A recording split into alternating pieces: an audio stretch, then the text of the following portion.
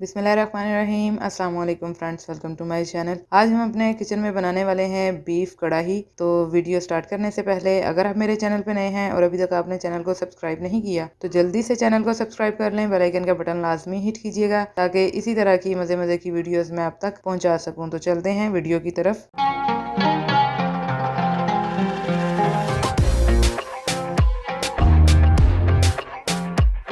बिस्मिल्लाहिर्रहमानिर्रहीम। बीफ कढ़ाई के लिए सबसे पहले हम अपनी कढ़ाई में ऑयल शामिल करेंगे। यहाँ पे मैं 1 कप ऑयल इस्तेमाल कर रही हूँ। थोड़ा सा ऑयल को हम गर्म होने देंगे, फिर हम इसमें अपना लहसुन अदरक का पेस्ट शामिल करेंगे। जी, तो ऑयल हमारा गर्म हो गया। अब हम इसमें 1 टेबल स्पून लहसुन अदरक का पेस्ट शामिल करेंगे और लहसुन अदरक के पेस्ट को आपने लाइट गोल्डन कर लेना है। फ्लेम इस पॉइंट पे हमारा मीडियम टू लो रहेगा। जी, तो लहसुन अदरक हमारा लाइट गोल्डन हो गया। अब इस पॉइंट पे हम इसमें अपना बीफ शामिल करेंगे। मैं यहाँ पे 1.5 किलो बीफ इस्तेमाल कर रही हूँ और बीफ को शामिल करके आपने फ्लेम अपना थोड़ा हाई कर लेना है क्योंकि इस जगह पे हम इसे ऑयल में फ्राई करेंगे।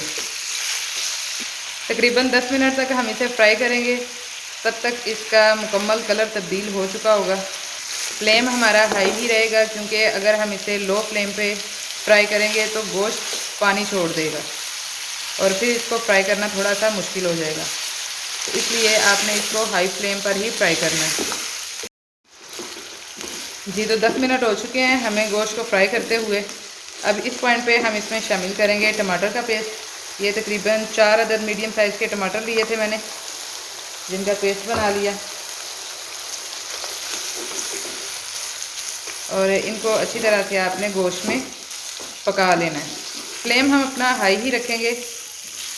तो टमाटरों का पानी मुकम्मल ड्राई हो गया। अभी हमने इसमें कोई भी अपने स्पाइस शामिल नहीं किए, सिर्फ हमने लहसुन डाल के गोश्त को फ्राई किया था और उसके बाद हमने इसमें टमाटर का पेस्ट शामिल किया। तो टमाटरों का पानी खुश्क हो गया। अब इसमें जाएगा 1 कप दही, जिसे अच्छे से फेंट लिया था हमने, और साथ ही हम इसमें अपने तमाम स्पाइस शामिल करेंगे। 1 टीस्पून ज़ीरा पाउडर, 1 टीस्पून धनिया पाउडर, 1 टेबल स्पून नमक, 1/4 टीस्पून हल्दी पाउडर और 1 टीस्पून ही हम इसमें लाल मिर्च पाउडर शामिल करेंगे। अब इन तमाम स्पाइस को दही के साथ अच्छी तरह भून लेंगे हम, और इसकी भुनाई तब तक करेंगे जब तक दही का पानी भी अच्छे से ड्राई नहीं हो जाता। फ्लेम हमारा हाई ही रहेगा अभी, जब तक इसको हम अच्छी तरह से भून नहीं लेते। और दही का पानी जब 50% तक हमारा ड्राई हो जाएगा फिर हम इसमें अपनी सब्ज़ मिर्चें शामिल करेंगे। जी, तो तकरीबन 50% पानी ड्राई हो गया दही का।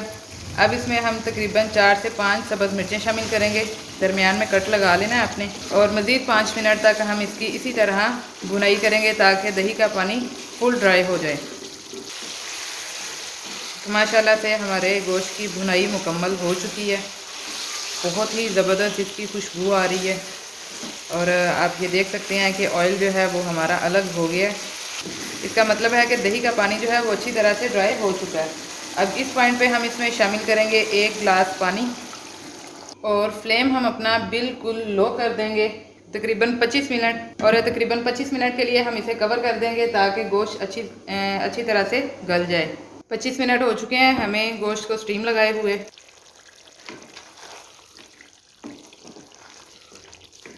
और माशाल्लाह से गोश्त हमारा मुकम्मल कुक हो चुका है।